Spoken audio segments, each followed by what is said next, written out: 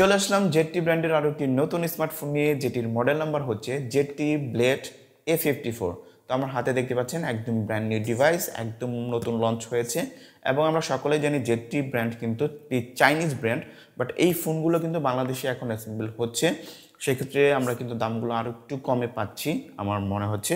এবং এই ফোনটার দাম ধরা হয়েছে 11,999 টাকা। এই প্রাইজে যদি ফোনটি আপনি নেন, সাথে কিন্তু আরও একটি চমৎকার উপহার পাবেন, এটার সাথে ফ্রি পাবেন। আমার হাতে দেখতে পাচ্ছেন একটি স্মার্ট ওয়াচ রয়েছে, দেখতে কিন্তু খুবই চমৎকার লাগতেছে, যেটার মডেল নাম্বার হচ্ছে ওয়াচ T55। এই স্মার্ট ওয়াচটি ফ্রি পাবেন শুধুমাত্র মিতালি টেলিকম থেকে যদি এটা অনলাইনে অর্ডার করেন, এবং সার্ভিস চার্জটা হোম ডেলিভারি সেটা একদম ফ্রি পাবেন। তো চলুন আজকে শেয়ার করব এটার মধ্যে কি কি রয়েছে, এবং যে প্রাইজ, এই প্রাইজে তারা কি স্পেসিফিকেশন দিছে, ভালো মন্দ সব জানতে পারবেন, এবং কাদের জন্য ফোনটি সেটাও জানতে পারবেন। আমাদের কাছে এই ফোনটি পাঠিয়েছে মিতালি টেলিকম, তাদেরকে অসংখ্য ধন্যবাদ আমাদের কাছে এই ফোনটি পাঠানোর জন্য। এবং তাদের শপের অ্যাড্রেস হচ্ছে বাংলাবাজার গাজীপুর ধনু মুল্লাহ মোবাইল সুপার মার্কেট, যেখানে আপনারা পেয়ে যাবেন সকল প্রকার মোবাইল এবং মোবাইল অ্যাক্সেসরি।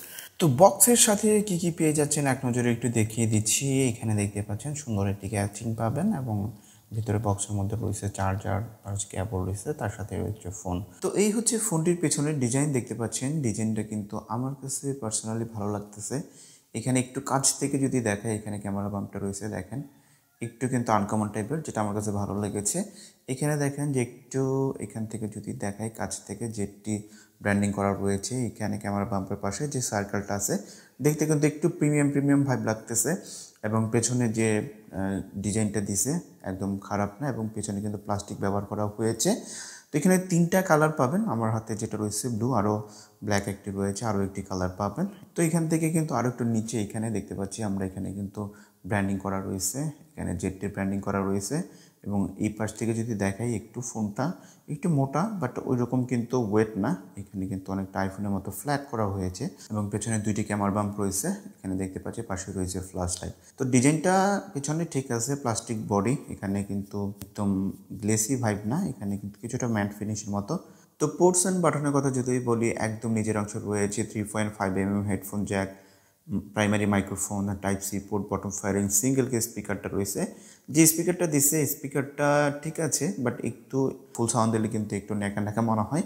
বাট একদম উপর অংশে দেখতে পাচ্ছি আমরা কিছুই থাকছে না, এখানে একদম উপর অংশে ফাঁকা। বাম পাশে রয়েছে সিম ট্রে, যেখানে 2টি সিম কার্ড প্লাস একটি মেমোরি কার্ড ইউজ করতে পারবেন। এবং একদম ডান পাশে রয়েছে, এখানে দেখতে পাচ্ছি আমরা ভলিউম রকার রয়েছে। তার নিচে রয়েছে পাওয়ার বাটন, যেখানে ফিঙ্গারপ্রিন্ট সেন্সরটি কিন্তু ইমপ্লিমেন্ট করা রয়েছে। তো এটা আমরা যদি একটু টেস্ট করি যে কীরকম কাজ করে, এখানে দেখতে পাচ্ছি আমরা কিন্তু অ্যানিমেশনটা একটু ডিলে আছে, বাট এখানে কাজ করতেছে।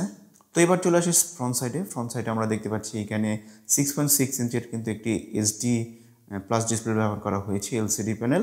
এবং যেটির ব্রাইটনেস কিন্তু ইনডোরে খুব ভালোভাবেই ব্যবহার করা যায়। এখানে আমরা দেখতে পাচ্ছি ব্রাইটনেস লেভেলটা যথেষ্ট কিন্তু এখানে ব্রাইট আছে, বাট আউটডোরে কিছুটা সমস্যা হবে। একদম ডিরেক্ট সানলাইটে কিন্তু আসলে যেহেতু অ্যামোলেড না বা ফুল এইচডিও না, সেক্ষেত্রে কিছুটা সমস্যা হয়। ডিসপ্লের একদম উপরে দেখতে পাচ্ছি এখানে আমরা একটি ইউশেড নচ রয়েছে। আসলে এই বাজেটে ইউশেড নচ ঠিক আছে, এবং এখানে কিন্তু 5 মেগাপিক্সেলের ক্যামেরা ইমপ্লিমেন্ট করা রয়েছে। এবং চিন বেজেলের কথা যদি বলি, একটু বেশি আছে, এখানে চিন বেজেল একটু বেশি মনে হচ্ছে, নিচেও চিনটা বেশি, এবং উপরেও কিন্তু আপার চিনটাও বেশি, এবং ভেজেলও কিন্তু যথেষ্ট মোটাই লাগতেছে। তো টাচ রেসপন্স একটু ঠিক আছে এখানে দেখতে পাচ্ছি আমি এখানে, এবং এখানে কিন্তু টাচ ভালোই কাজ করতেছে আপাতত দেখতে পাচ্ছেন। এবং অ্যাপ ওপেনিং ক্লোজিং আমি বলবো যে ঠিক আছে। তো কথা বলা যাক পারফরমেন্স সেকশনে, ফোনটি রান হচ্ছে Android 13, এখানে MyOS অপারেটিং সিস্টেম ব্যবহার করা হয়েছে। চিপসেট হিসেবে রয়েছে ইউনিএসওসির একটি চিপসেট রয়েছে, এবং ইউআইটা দিচ্ছে, এই চিপসেটটা খারাপ না, একবারে চলতেছে, আমি বলবো যে এখানে একদম খারাপ ওইরকমও না। তো এখানে র্যাম রোম হিসেবে আমার কাছে যেটি রয়েছে 4GB এবং 128GB স্টোরেজ। আরও একটি ভেরিয়েন্ট পাবেন 464 পাবেন, বাট এখানে 4GB র্যামের সাথে কিন্তু আরও 4GB এক্সপেন্ড করতে পারবেন, অর্থাৎ 8GB হিসেবে ব্যবহার করতে পারবেন। বক্সের গায়ে কিন্তু তাই লেখা রয়েছে যে 8GB র্যাম, বাট এখানে কিন্তু 4GB হচ্ছে আপনার অরিজিনাল র্যাম, আর যে 4GB সেটা হচ্ছে ভার্চুয়াল র্যাম। তো আমার কাছে যে এই যে র্যাম চিপসেট রয়েছে, এটার সাথে যে কম্বিনেশনটা ইউআইটা মোটামুটি ঠিক আছে, একটু ল্যাগি ভাব আছে। এটা হয়তো আসলে এই ধরনের বাজেটের ফোনে এইটা পাবেন, এটা আমারই কিছুই না।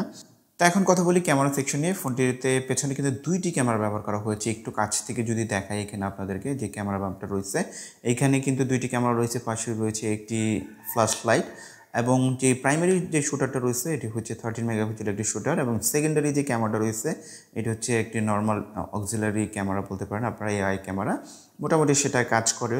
বাট এখানে যদি আমরা প্রাইমারি ক্যামেরার স্যাম্পলগুলো আপনাদেরকে দেখাই, এখানে যদি কিছু স্যাম্পলটা দেখাই, এখানে কালার অ্যাকুরেসি কীরকম আসতেছে এখানে দেখাই আপনাদেরকে। যদি একটু ছবি তুলে দেখাই যে শাটার স্পিডটা একটু স্লো মনে হচ্ছে আমার কাছে, এখানে একটু স্লো মনে হচ্ছে। এবং ফিচারগুলো যদি বলি আপনাদেরকে, এখানে পানামা রয়েছে, পোর্ট্রেট রয়েছে, ক্যাপচার রয়েছে, হচ্ছে ভিডিও রয়েছে, এখানে টাইম ল্যাপস।